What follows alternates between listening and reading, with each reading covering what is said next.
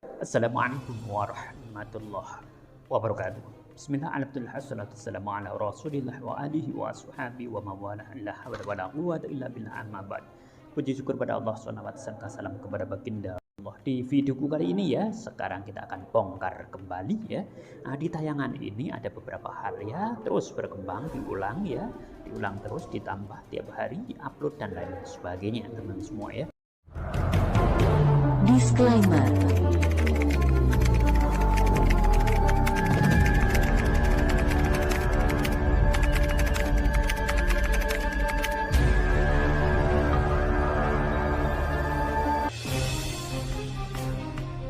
Nah, oleh karena itu ada beberapa hal yang merupakan baik itu berkembang ataupun hal-hal yang sudah biasa disampaikan ya dan lain sebagainya. Ada beberapa hal pula ya yang akan aku soroti, di mana yang pertama adalah ambil sisi positifnya. Tentu pesannya adalah seperti itu ya.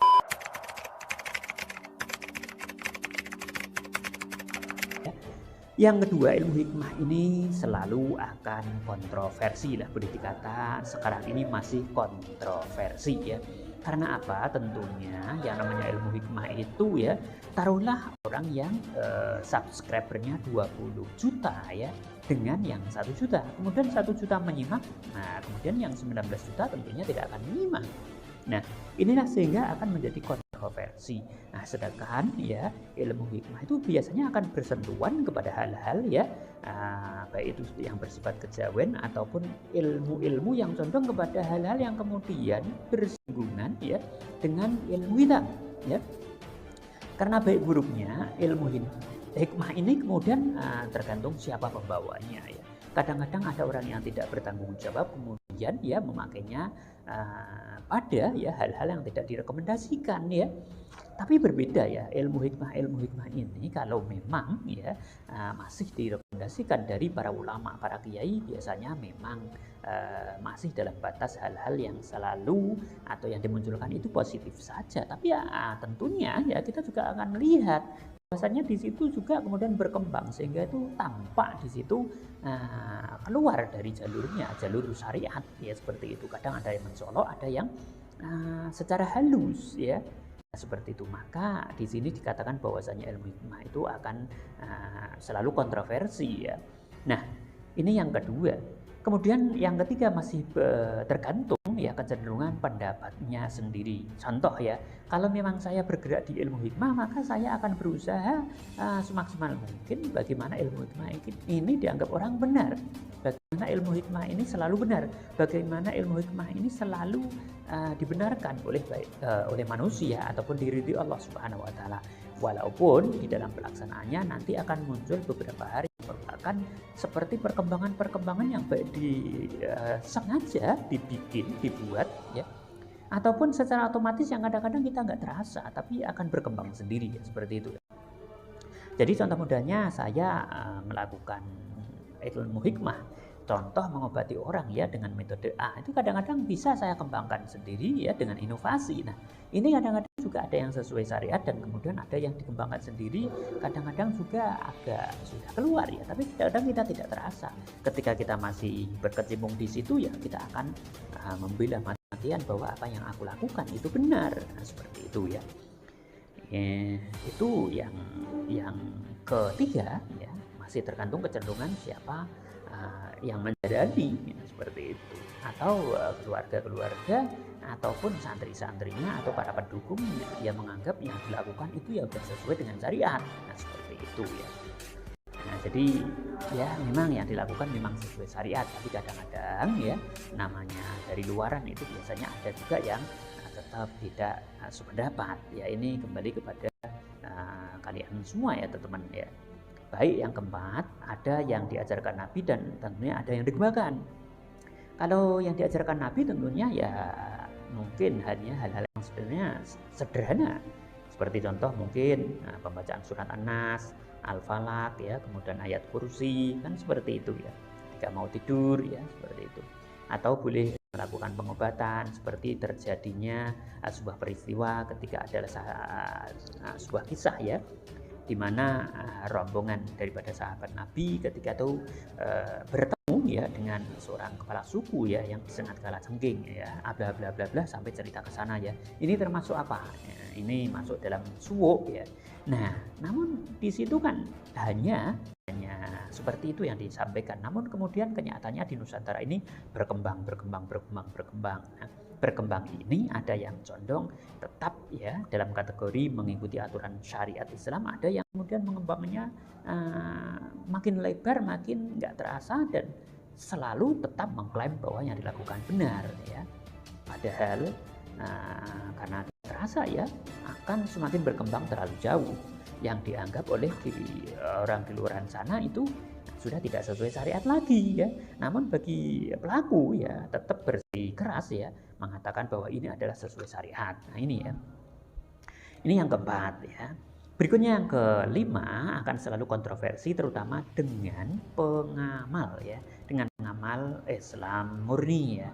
Orang-orang yang bergerak di dalam syariat Islam yang murni ya, hanya minallah ilallah ya, hanya mengajar belajar ya, santri kiai ya, kemudian mencari ridho Allah Subhanahu wa taala, melakukan hal-hal yang sifatnya syariat, hal-hal yang sifatnya diridhoi Allah Subhanahu wa taala karena rekomendasi daripada keilmuan yang dapat dipertanggungjawabkan secara syariat ya. Hal-hal yang dikembangkan dari ilmu hikmah ya tentunya bagi mereka ya kemudian tidak sependapat ya, karena apa, perkembangan ini ya luar biasa ya, perkembangan daripada ilmu hikmah ini luar biasa.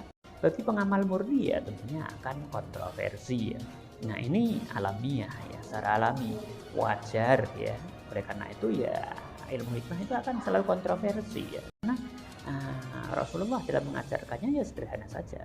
Kemudian seperti itu tadi dalam keterangan di atas ya demikian, kemudian menjadi berkembang. Nah ini berikutnya yang keenam ini hati-hati, peka, berusaha selalu memperbaiki syariat ya. Seperti itu. Kadang-kadang orang ilmu hikmah itu atau yang bergerak di bidang ilmu hikmah itu ada yang syariatnya itu ya belum maksimal. Ada yang mengaku sudah maksimal ya.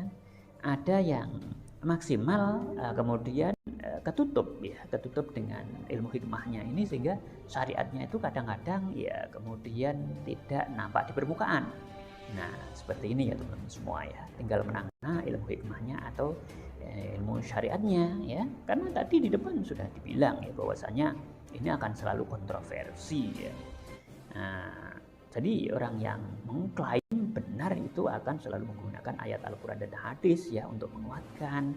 Tapi bagi orang yang tidak berpendapat atau tidak sependapat ya, mereka juga akan menggunakan ayat Al-Quran ya dan hadis untuk ya menguatkan hujah, menguatkan pendapat mereka, menguatkan statement mereka, menguatkan apa-apa yang mereka katakan dan yakini ya secara syariat bahwasanya ilmu hikmah yang mengalami perkembangan yang pesat yang kemudian keluar dari aturan syariat ini juga tidak bisa dibenarkan juga ini kalau menurut pengamal Islam murni ya, seperti itu. Nah, oleh karena itu ya tergantung, ini nanti akan kembali kepada kita masing-masing ya, hanya Allah yang mengetahui ya.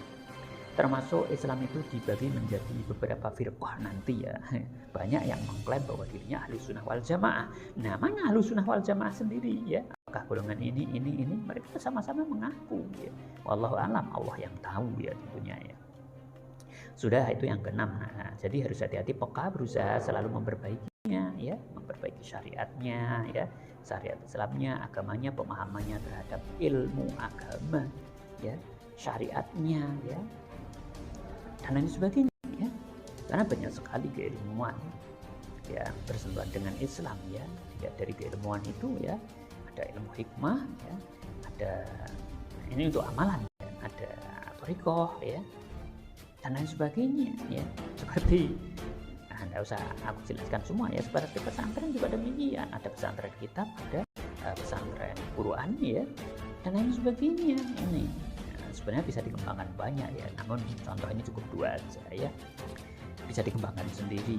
Yang ketujuh ini perkembangan baru yang merupakan tampilan baru, biasanya ruqyah itu dilakukan ya.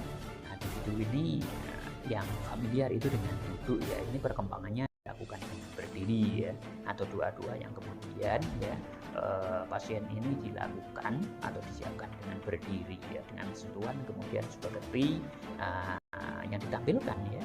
Sekali lagi aku ulang seperti yang ditampilkan dalam video ini. Oke, ambil sisi positifnya saja ya, teman-teman semua ya. Jadi seperti biasa, semoga kita semua dalam keimanan ya yang selalu kuat ya, diberikan oleh Allah Subhanahu wa taala nantinya berikutnya ya, umur panjang ya, kesehatan ya, diberikan kesehatan, umur panjang, keselamatan ya.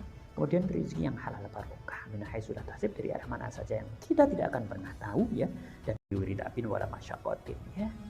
Jadi tanpa susah payah akan tapi dua selalu diberikan kita berlebih dan barokah. Oke, sampai di sini, see you on my next video. Dadah. Assalamualaikum warahmatullahi wabarakatuh.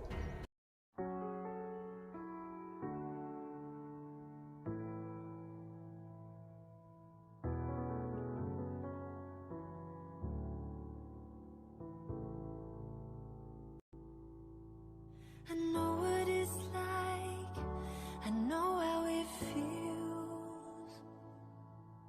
Let the pain break you down now.